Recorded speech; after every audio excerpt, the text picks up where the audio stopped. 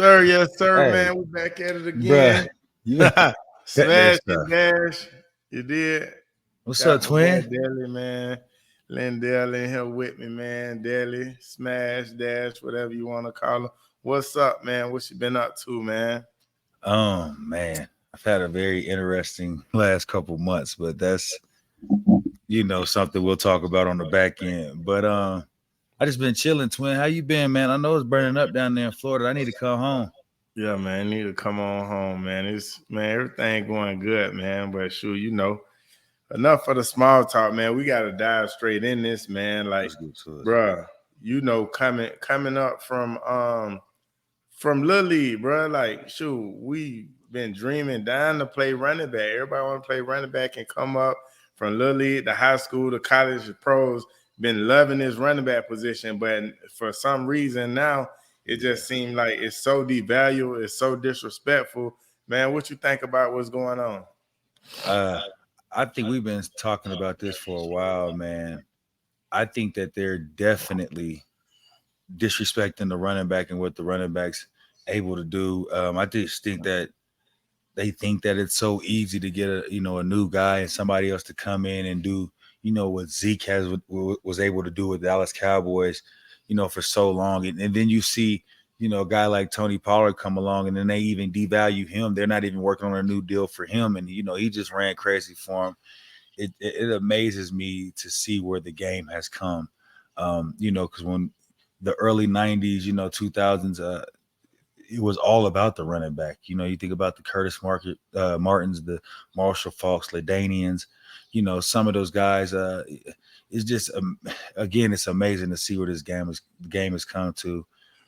You think you don't have to pay a guy like McCaffrey McCaffrey's the last guy that got paid out, excuse me, but like you're not trying to give new deals to guys like Pollard. You got Zeke out there still looking for a job. You got the disrespect with King Henry. Is he on the trading block? Are they not going to pay him? Are they going to let him go? It's just I don't understand where it is. And then I think about like you and how you had them boys in the chokehold back then. I'm proud of you and what you were able to do to the people, man, because you were ahead of your time. Clearly, you seen them disrespecting the running back before they were Yeah. disrespecting us. And I think back, man, and I think back in how they used to ask me, like, you think CJ's gonna hold out? And I'm like, I know 2K, so I know he's gonna hold out to get that bread. You know what I mean? They're like, I don't think so. And then it pops up, yeah, you holding out. And this is like 2 years in a row, but it makes sense now. Yeah. Yeah, it's crazy, man. Like, see, when you look at it, we got Josh Jacobs, we got Sure. Saquon Barkley and Tony Beast. Pollard, right? All You talk beast. about these three guys and just how much praise and how much things they was doing last year. Now we coming up to a situation. It's like everybody got tagged. None of the guys got a long-term deal. And it's just crazy, man. Just show you how disrespectful the market is. And I'm glad you said something about I was before my time. Because not even the holdout situation. Do you remember we was in New York and we did an interview together and I said Oh I wouldn't yeah. play running back no more. Yeah, It's probably we like in 2015, 15, 14. yeah. We said that. Yeah, and it's just crazy. And I say that because, man, you look at it like you got to look at it on both games. Like if you look at it just like playing the sport, then you look at it financial wise. What made me really think of it was like I done went through these situations and I see what I had to go through to get paid. And then not only that, I'm looking at guys that I came in the league with. Right. And now some of these guys, I'm talking about different positions, nobody in particular, but you seeing guys like in year 12, 13, making 8 million, 9 million, $10 million still. But at Yeah. that position, like once you get to like, let's be realistic. Like once you get to year 5, when that first contract over, it's hard. Yeah. It's hard to make that type of money. It's no way like you're gonna play 10, 15 years and still be making the crazy type of money at that. Know what I'm saying? And what kills me, everybody know. I don't care what you say. It's cool. You can throw the ball all over the field as long as you want to. But when it get time, the playoff time, when it get cold in December, January, You gotta run that ball. Got to. Run that ball. It's crazy you say that because when we look at these, 2015 was the year you say, right? When we look at the franchise tag for a running back in 2015, it was $10 million, right? It was 10.95, right? Right. Okay. The franchise tag in 2023 is 10 million still 0.09. Right. So they damn near took away $900,000 from them guys. It's ridiculous to look at this. When you look at the quarterback in 2015 was 18 million. In 2023, it's $32.4 million, dog. A linebacker, 13. In 2023, is $20.9 million. And the only thing on this list that has decreased in value is the running back. Everybody went up. And it's crazy that you say that, man. You and you look at this list. Don't worry, we're gonna put the list up here so y'all can see it. You look at this list.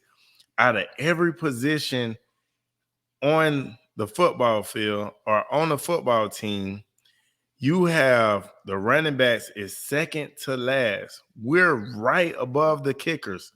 So it goes.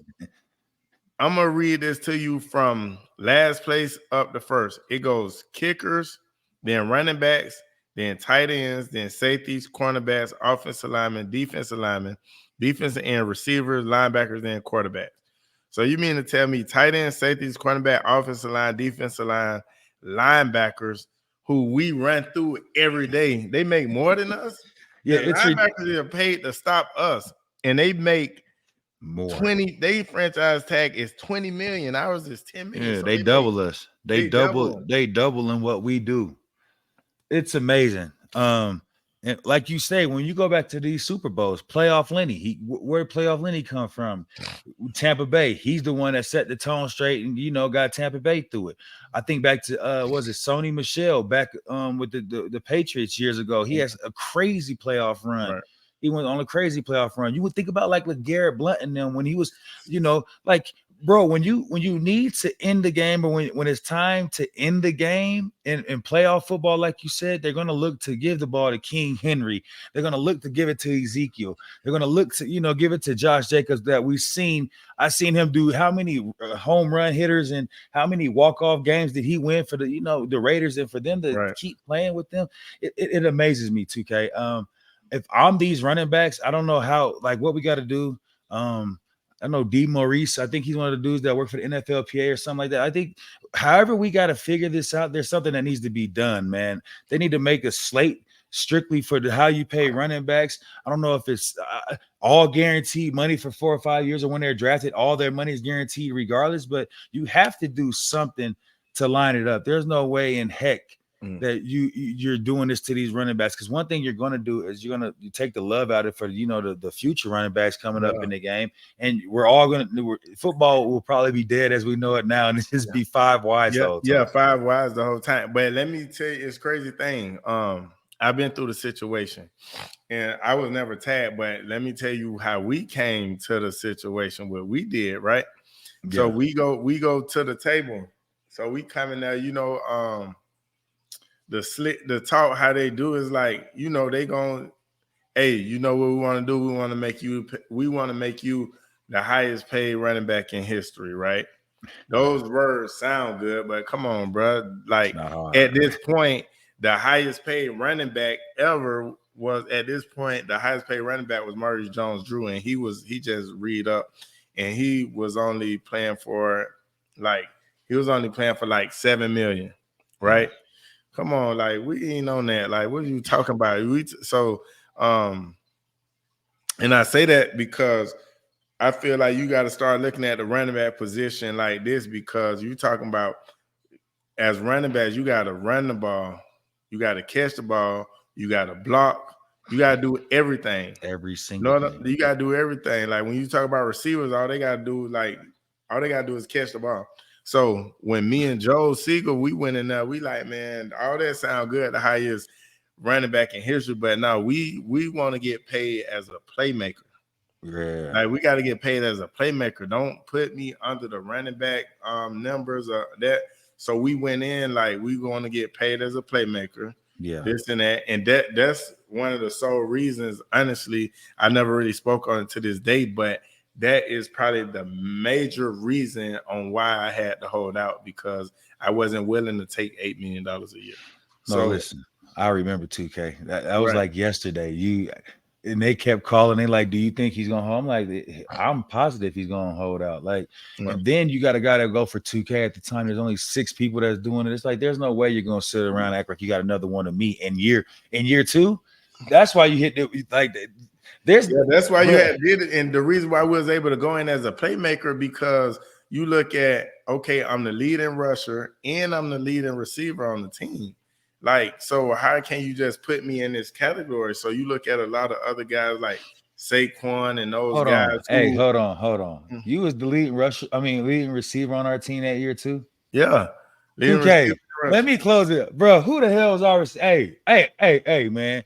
Put up who the hell our receivers was, and hey, y'all should be ashamed of y'all damn selves, man. That's But crazy. see, I didn't know but you read the team in receiving that year either. 2K. That's yeah, ridiculous. so it's crazy. So that's when you like those guys, when you name those guys who holding out, I'm pretty sure those guys was responsible for probably over Yeah, 50% of the offense. So for how sure. can you just be like, okay, I'm putting you in this running back category? No, we can't do that. We got a playmaker. Yeah. So yeah, so once we got it together, I got paid as a playmaker. I didn't get paid as a running back. So that's how I was able to get my situation together. And I think that's what they're going to have to go in there and do the same thing. Bro, you got some hush money after your rookie year too, bro. Yeah. Yeah, I remember you was acting a fool, boy, you was holding out every other week. Little hush money, man. Man, I see Little why hush you got all them houses down in Orlando. It makes sense, boy. Little hush money, man. That's a little something, but hey, it all worked out for the best. But I'm not going to lie. I'm going to tell the absolutely truth, right? At the end of the day, you got to stand on what you believe in. You have to get what you deserve. But I feel like out of my career, that was probably one of the most things that's like top on my list, like out of the top 2 to 3 things that I regret that I held out and I missed that training camp, because that was probably my worst season of my career.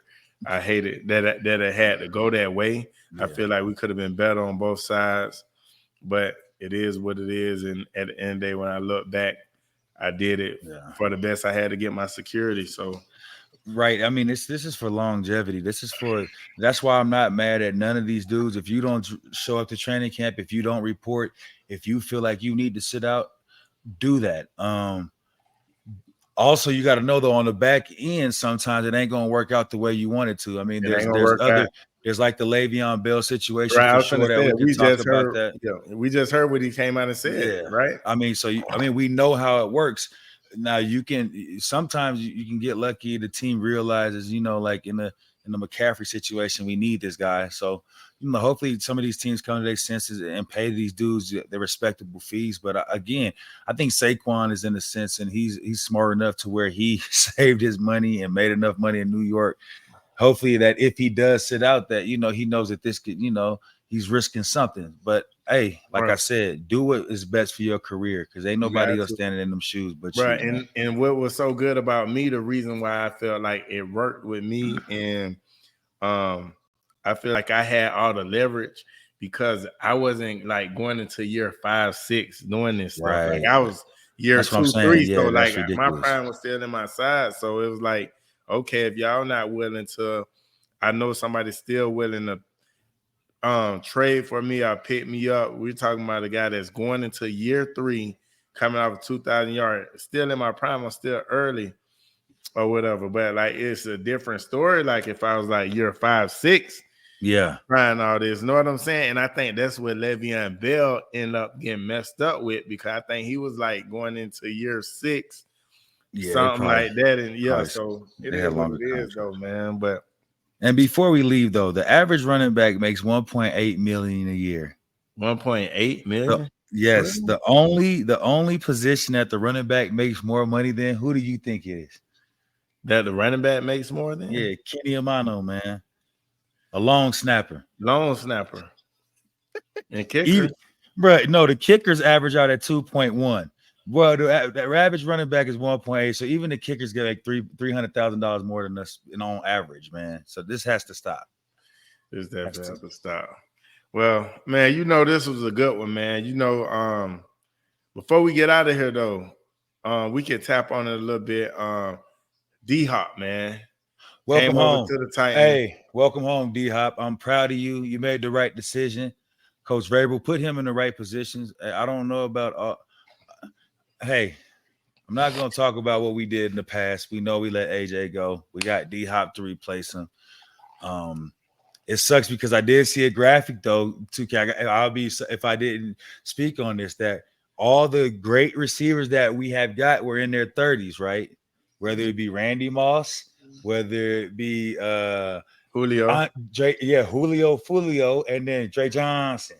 So we got all these great receivers, but we had them in their 30s and they weren't able to produce. That's what the graphic is being shown. I don't think D-Hop is in that same position. I still think he has a lot more in his tank. Tannehill, I hope he can get them the ball. But that 1-2 punch now with D-Hop and Derrick Henry, that should be something special to see. I can't wait to see it this year. I can't wait to see it, man. Let's get it, man. Tighten up, baby. Welcome home, D-Hop. We out of here, man.